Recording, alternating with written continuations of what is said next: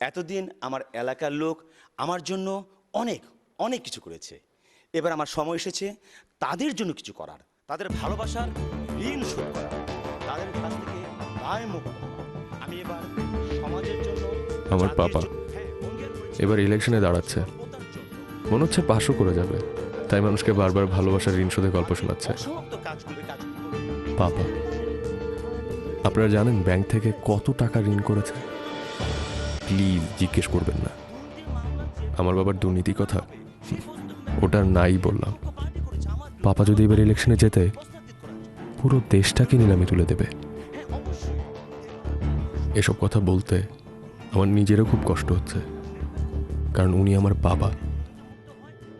কিন্তু আমি আমার বাবার মতো দুর্নীতিগ্রস্ত ঋণ খেলাপি মানুষকে কখনোই আমার ভোট দিতাম না, কারণ আমি আমার দেশকে ভালোবাসি।